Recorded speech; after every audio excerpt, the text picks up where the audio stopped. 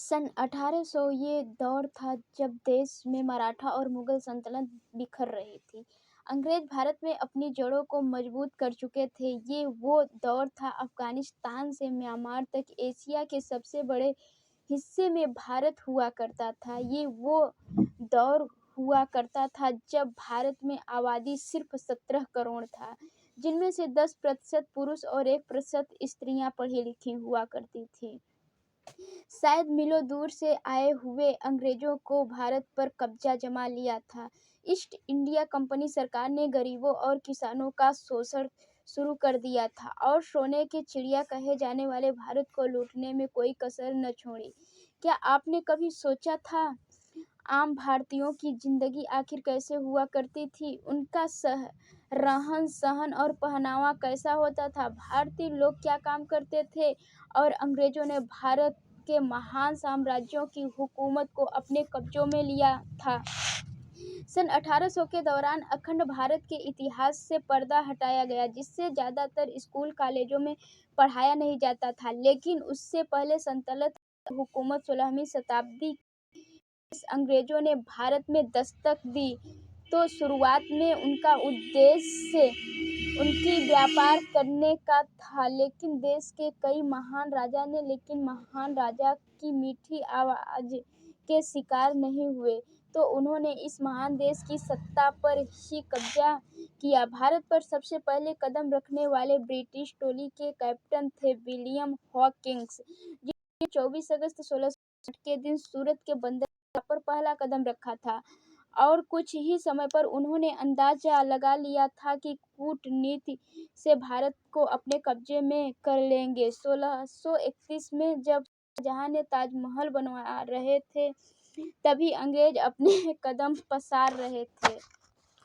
उस वक्त भारत के छोटे बड़े राजाओं के अलावा भारत के 2 बड़े साम्राज्य की हुकूमत चलती थी, जिसमें पहला था औरंगजेब मुगल एम्पायर और दूसरा था मराठा साम्राज्य। ये 2 शक्तियाँ इतनी ताकतवर थी कि इनके सामने अंग्रेज चाय कम पानी, मगर इनकी सबसे बड़ी कमजोरी थी एक दूसरे से नफरत। अंग्रेज एक तरफ इन दोनों सल्तनतों की तलवे चाटते रहे और ये जताने की कोशिश करते रहे कि हम तुम्हारे साथ हैं।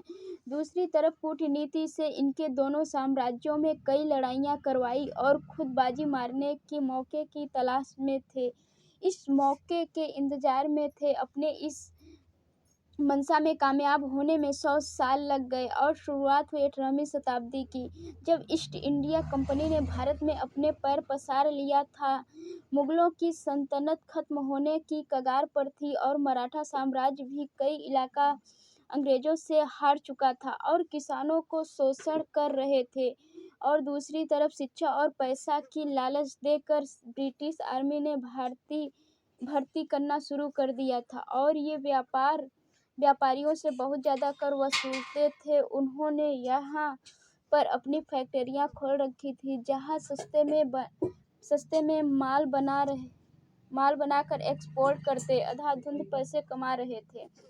ये पूरा पैसा से सीधे ब्रिटेन जाता था। इस वजह से भारत में आर्थिक संकट का भारतीयों की कमाई, पैसों की किल्लत और लगन।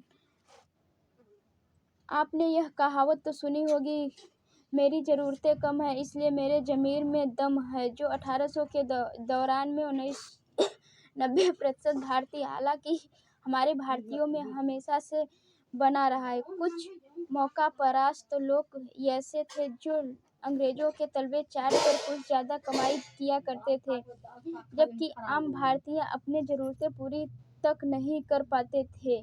एक तरफ जमींदार किसान को कर्जा देकर ज़्यादा ब्याज वसूलते थे, बाढ़ सूखे जैसे समस्याओं से ग्रस्त थे और अंग्रेजों द्वारा लगाए जाने लगान कमर तोड़ देता था। भाई, जो लोग खेती नहीं करते थे, छोटे मोटे व्यापार से अंग्रेजों को टैक्स हफ्ता वसूली देते थे। ये 16-16 घंटे अंग्रेज की फैक्ट्रियों में काम करते थे। गांव का व्यापार। गांव में सोलर सिस्टम, सामान के बदले सामान। जो लोग गेहूं बोते थे वो सब्जियां लेते थे, 5 किलो आलू तो 5 किलो सब्जियां। कुछ लोग कुछ लोग सब्जियां बोते थे और धान गेहूं वसूलते थे। भले ही पहले 1 किलो धान के सामने 4 किलो शक्कर लेते थे और 1 महीने का पूरा खर्चा लेते थे। 5 किलो गेहूं पर 5 किलो दाल लेते थे। भले ही इन लोगों के पास सड़कें ना थीं, लेकिन ये लोग खुश थे। इन लोगों के पास पैसों दोस्तों, का आज के एक मॉडर्न भी जमाना हर फुटी तरफ कौड़ी ना पश्चिमी था। सभ्यता यानी वेस्टर्न कल्चर से का असर दिखाई देता है। लोग जीन्स सूट सलवार टॉप और सूट पहनते नजर आते हैं, लेकिन एक समय था जब भारतीयों का एक ही मुख्य पहनावा हुआ करता था। पुरुष सादी धोती और तौलिया पहनते थे, महिलाएं धोती पहनती थी, छोटे बच्चे ज्यादातर निक्कर में ही खेलते दिखाई देते थे। कुछ लोग धोती और कुर्ता पहनते थे। बड़ी जमींदार ही लोग अंग्रेजी पहनावा पहनते थे, यानी जीन्स शर्ट पहनते थे। भारत की यही सादगी और विविधता यही खास बनाती थी। यहाँ तक कि आज भी राजस्थान, उत्तर प्रदेश में रहने वाले कुछ बड़े बुजुर्ग उस वक्त का सादा पहनावा पहनते हुए दिखते हैं। हम में से ज़्यादातर युवा को लुंगी पहनना नहीं आता, जो थोड़ा निराशाजनक स्वरूप है। व्यवहार, रहन-सहन और काम-धंधा आज आदमी चाँद पर पहुँच गए हैं।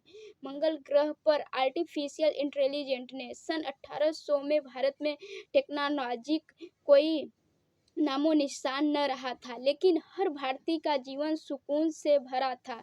बात करने के लिए तार से जुड़ा कोई टेलीफोन तक नहीं था, लेकिन दिलों का कनेक्शन मजबूत था। रिश्तेदारों से महीनों तक, सालों तक कोई मुलाकात नहीं होती थी, लेकिन मुश्किल का नामो निशान नहीं था। मन में इज्जत और लगाव जरा भी कम नहीं था। घास फूस से बने और मिट्टी से बने घर ही कच्चे थे, लेकिन लोगों का दिल बड़े सच्चे थे। यातायात के साधन बैलगाड़ी था, लेकिन लोगों के शरीर में फुर्ती था। जेब में पैसों की फूटी कौड़ी तक ना थी, लेकिन चेहरे पर कोई सिकन तक ना थी। भाईचारा ऐसा था कि एक आवाज में पूरा गांव एकजुट हो जाता था।